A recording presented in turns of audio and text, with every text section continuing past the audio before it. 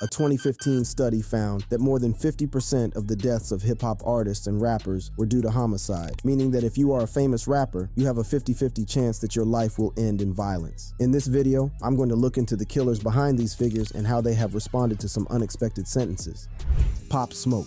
Pop Smoke was one of the pioneers of Brooklyn drill. He had the world at his feet until destiny had other plans. Now at 11, we're following breaking news. A rap star on the rise killed during a violent home invasion. In February 2020, Pop Smoke was on a 4-day trip to Los Angeles. He was enjoying the sights and sounds of LA so much that he decided to post about it on social media, including the place he was staying, which proved to be a fatal mistake. Pop Smoke was in the shower when a group of masked men entered this home. And while he was in the shower, there was also a woman in the house. She recalls someone putting a semi-automatic rifle to her head and saying, "Shut the f*** up, do you want to die?" She apparently heard a struggle coming from the shower area and then heard Pop Smoke screaming. The rapper ran out of the bathroom and then she heard a gunshot noise and Pop Smoke fell to the ground. Two men then started kicking him. They ran off with a diamond-studded Rolex and only ended up selling the Rolex for $2,000, which on average is worth 6 times that. Information emerged about the 4 men involved. One of the 4 men accused of killing Brooklyn rapper Pop Smoke just pled guilty.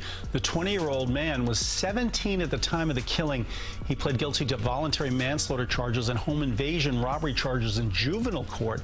The judge blocked public release of his name because he was a minor during the attack. LA County Superior Court Judge J. Christopher Smith said that Pop Smoke lost his life over no good reason. And you have no right to take somebody's life. You have no right to take somebody's property. The teen admitted they asked for the jewelry and then had a confrontation with Pop Smoke, which led to his death. But frustratingly, the person who pulled the trigger will only serve 4 years in prison. For many, this was an outrage. But there are reasons as to why this sentence was so short. First of all, he did not plead guilty to murder. He pleaded guilty to voluntary manslaughter. The killing was not planned and was just something that occurred while trying to rob him. His age was also a factor too, as he was treated as a minor. He is expected to serve this sentence in a juvenile facility despite being 20 years old. In fact, when I said 4 men were involved, only one of them was over the age of 18 and could be named. Corey Walker was 19 at the time, and because of the age gap between himself and his associates, he could face a much larger penalty. Walker's defense is that he was simply the driver, and this was what his defense attorney has been trying to hit home. It is clear from the evidence that Walker did not enter the house, was not armed, and did not personally kill the victim. Moreover, the evidence is clear that the defendant did not share the actual killer's intent to kill, and he even claims that he gave some rather unorthodox advice if things got violent. If it became necessary for the suspects to defend themselves, they should use a flower vase rather than shoot someone. Coincidentally, one of the killers is the brother of the rapper TR 3-Way 6K, and it will be interesting to see if this affects his career. Pop Smoke was a well-connected rapper and big friends with 50 Cent, who even co-produced his posthumous album. Ultimately, his death, which came from posting about his vacation on social media, has become a bit of a cautionary tale for rappers. And his death was spoken about quite candidly on the Joe Budden podcast.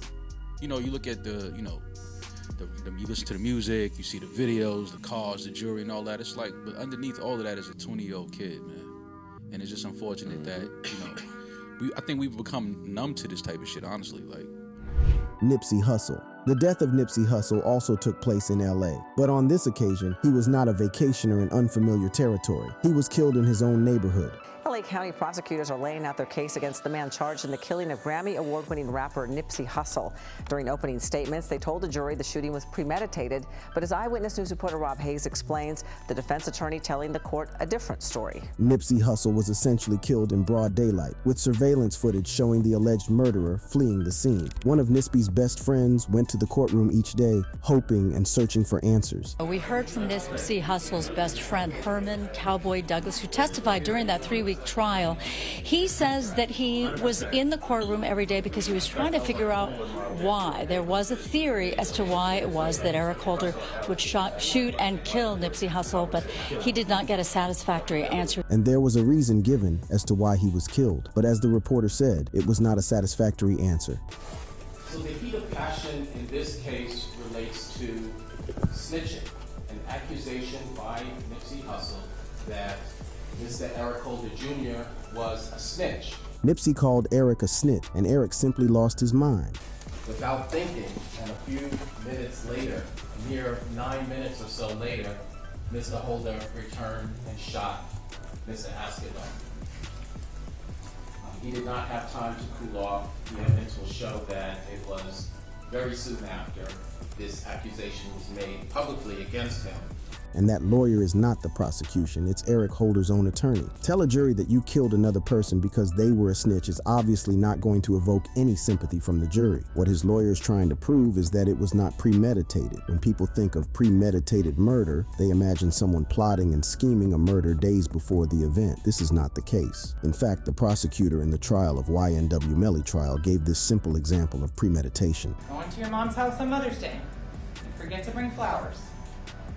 You reach down, pull some flowers out of her yard and give her to those. That is premeditation.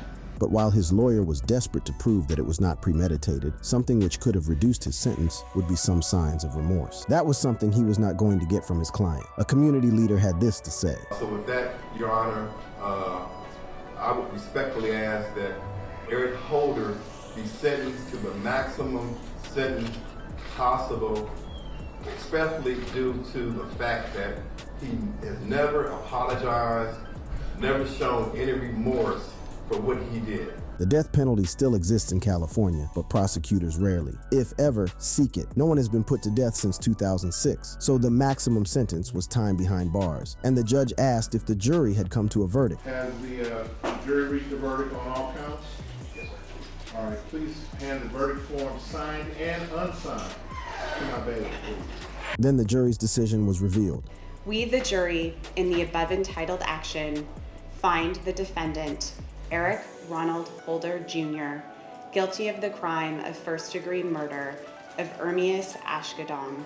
Sadly, Holder is wearing a mask, and because of the camera angle, we cannot see his facial expression. I'd imagine it was just as expressionless as it had been throughout the entire trial. Holder was given 60 years, 50 for killing Nipsey, and another 10 for shooting other people that day. He was 33 years old when sentenced, so it is unlikely that he will be getting out of jail alive, and he will have more than enough time to think about his actions. XXXTentacion.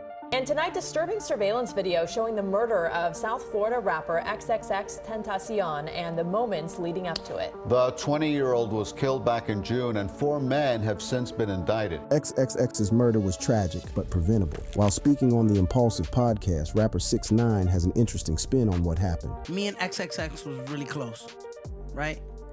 XXX is walking around with $50,000 in a duffel bag. No security. No security. Tries to buy a bike, gets killed. Every comment was, where was his security? On the other hand, when rappers do walk around with security. 6ix9ine has security. XXX's murder was quite similar to Pop Smoke. He was ambushed by a group of men who knew he had money. Police discovered who these men were, and a murder trial commenced. While the murder trial is now underway for 3 men accused in the fatal shooting of rapper XXXTentacion. Michael Boatwright, Dedrick Williams, and Trayvon Newsom were charged with the murder of the Florida rapper. He was shot 6 times and left for dead inside his car. When facing their sentence, they showed no remorse whatsoever. This is XXX's manager speaking at the trial. We sat through this entire trial without seeing the defendants display an ounce of remorse for taking Jase's life.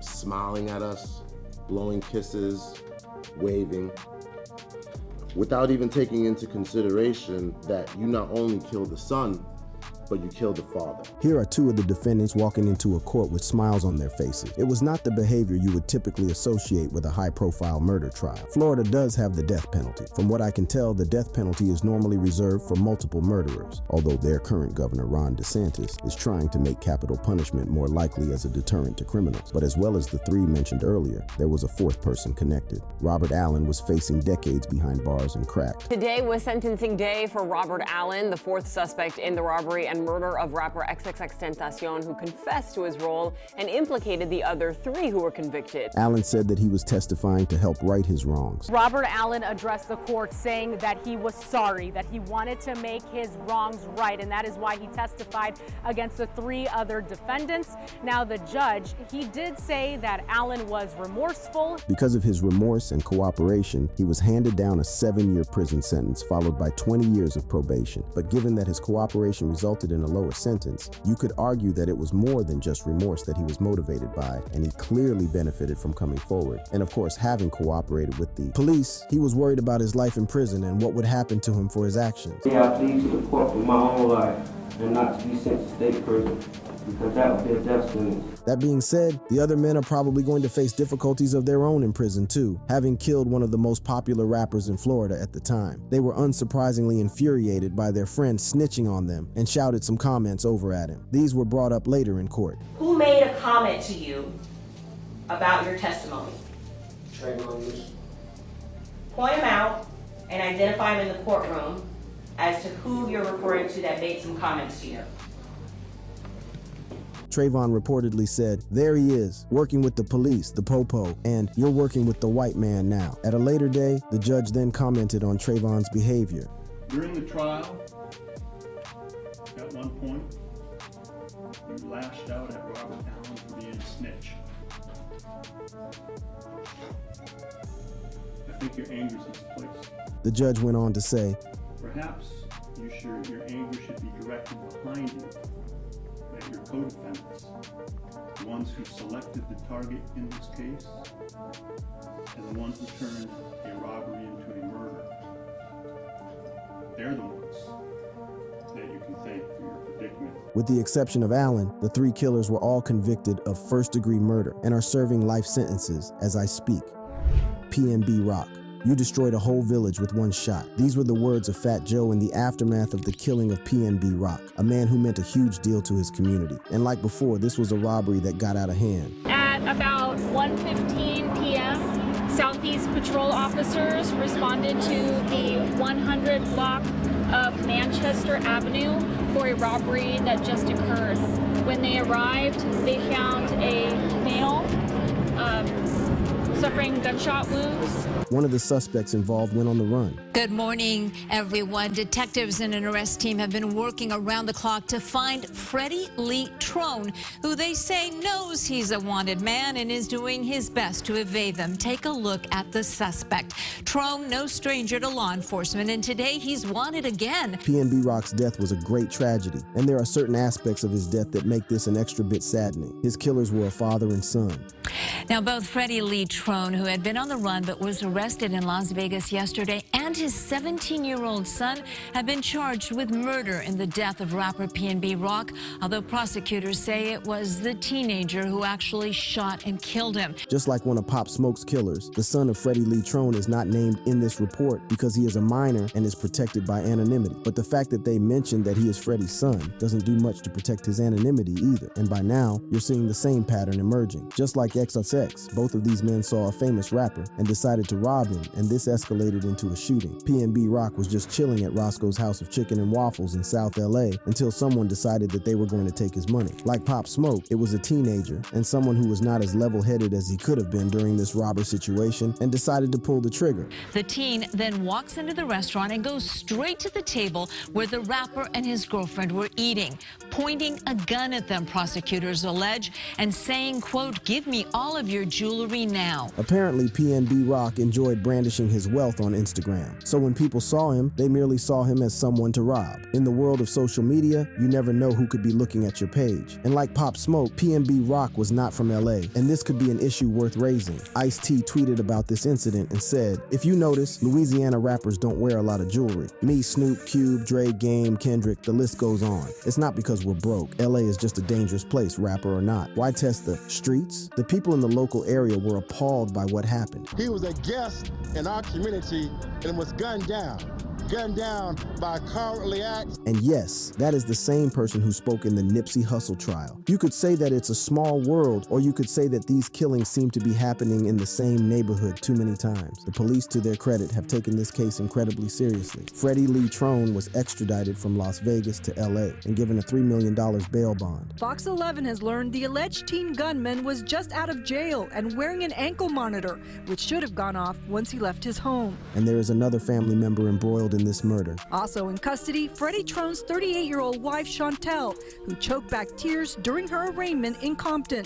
Police have not said her involvement, but she pled not guilty to charges of being an accessory after the fact. The tragedy of this reckless death spread beyond friends and family. You can even see the police officer almost holding it back when delivering the news. I'm sorry to say that the victim has been pronounced deceased at 13:59 hours today. Another human life was lost for some money. Truly tragic. Takeoff. While hip-hop fans are almost getting desensitized to the number of rappers passing, the passing away of Takeoff and the circumstances surrounding it were truly shocking. He was simply at the wrong place and at the wrong time. Rapper Takeoff was shot and killed in downtown Houston outside of a bowling alley. This comes from police search warrants in which they laid out evidence in the case and what led them to arrest Patrick Clark for that murder. The scene that happened came out of nowhere. It was about 2 o'clock on November 1st. 34 people were gathered outside the bowling alley. This, of course, was after closing time. Quavo argued with several men about the dice game. This is according to police. The fight got physical, and police say video shows 2 people firing shots. And it emerged where the gunshots were coming from. One of them, a man by the name of Willie Bland. This is the first time we're hearing his name. According to the warrant, Bland travels with Takeoff and Quavo. Police say Bland's shots were not fired in the direction of Takeoff. They say those bullets that struck Takeoff came from a gun held by Patrick Clark. Because it seemed like a heat-of-the-moment thing, you could argue that it was not murder but manslaughter, or like before, a murder that was not premeditated. If Clark pleads guilty, these are options that his lawyer may try to argue, as it will give him a much more lenient sentence. However, in May 2023, he was indicted on a murder charge, meaning that the state will try and convict him of murder. In response to the indictment, Clark's attorney said, "We would ask people to remember that getting an indictment requires meeting a very minimal standard of proof. When we get inside a courtroom and in front of a jury, we expect the jury will come back with a verdict of not guilty." The crime took place in Houston, and Texas is one of the most frequent users of the death penalty in the U.S. However, they will mainly use it for certain types of murders, such as killing a police officer or murdering a child. From what I can tell, killing another grown man does not have the level of severity to warrant capital punishment. Whatever the case, he seems to be taking these charges a lot more seriously than the murderers of XXXTentacion. Patrick Clark, the man accused of killing Migos rapper Takeoff, has been indicted by a Harris County grand jury on murder charges. That's according to the Harris County District Attorney. The first time he was seen in court was big news. First tonight and happening right now, the man accused of killing Migos rapper Takeoff is facing a judge. This is a live look at Patrick Clark in court at this moment, having his rights read to him as we speak. And investigators believe they caught him before he had a chance to flee to Mexico. And if you're the alleged killer of a member of Migos, Clark basically has a target on his back until he is found 100% innocent. Yeah, I'm not sure if you could tell from that live video, but he was chaperoned by about 10 officers. That's not normally how things go over here. We're told that he was separated from all of the other inmates and made his appearance very last. The trial will be an interesting one, as witnesses on the scene don't seem too eager to cooperate. Videos from the aftermath show witnesses fleeing the scene. Police say not one person stuck around to give police a statement about what they saw. The chief once again requested those who saw it happen come forward. We know who was on the scene, and we will be contacting and reaching out and finding those individuals.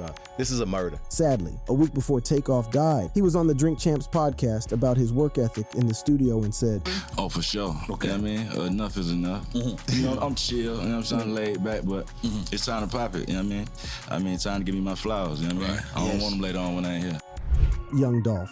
To say Young Dolph is a Memphis legend is almost a bit of an understatement. Every Thanksgiving, Dolph would go back to his home city and deliver turkeys out to the less fortunate. It was his way of giving back to the community and sharing his success with him. But clearly, Young Dolph had some haters. In 2017, he was driving his car and was sprayed with bullets, and it was the bulletproof windows on his vehicle that ended up saving his life. Then in 2018, he was shot outside a shoe store in Hollywood but lived to survive. Young Dolph had dodged death on 2 occasions, but would not be third time lucky. When home for Thanksgiving in 2021, he was buying some cookies in a local bakery store and shot multiple times. Memphis was shocked to its core, and the police moved quickly to find out who did it. In the end, 3 suspects were charged with the murder of the rapper. The first person they found was a guy named Cornelius Smith. The second person the police charged was a guy named Justin Johnson, who was rather suspiciously an aspiring rapper. After his arrest, an image was found with Young Dolph playing at a club, and a person who has a striking resemblance to Johnson was seen behind him. Another image of Johnson showed him wearing a chain with the letters PRE, which stood for Paper Route Empire, a record label owned by, you guessed it, Young Dolph. After his arrest, a third suspect was found. His name was Hernandez Govan and was believed to be the mastermind. The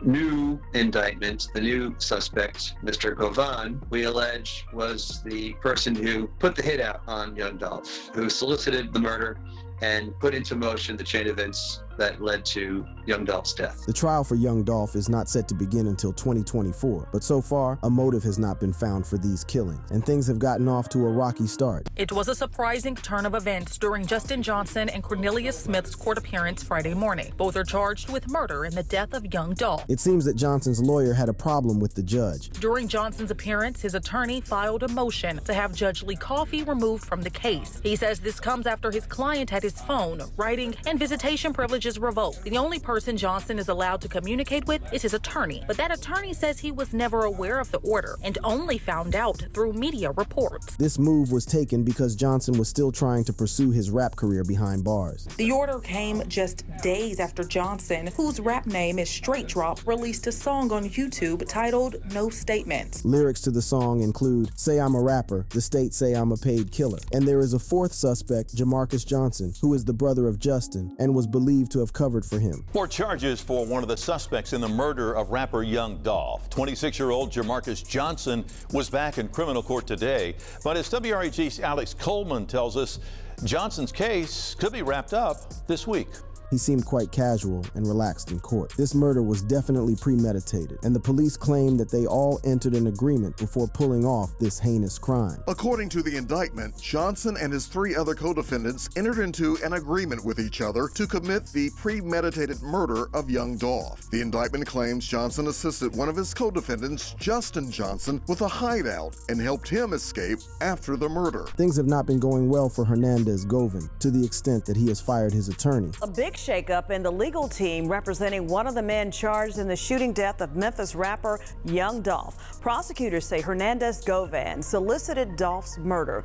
He was back in court today, but without the attorney who's been representing him for the past 5 months. Capital punishment is enforceable in Tennessee. According to facts from 2022, there are 47 prisoners on death row in this state. The trials for the murderers of Young Dolph will not commence until 2024. And of course, Young Dolph was so respected in Memphis that these defendants need to be separated in prison. When you see the red shirt Govan is wearing, it is because he, along with others charged in this very high-profile case, are having to be kept away from the general population in lockup. Thank you so much for watching. Please click on some of the videos you see in front of you now.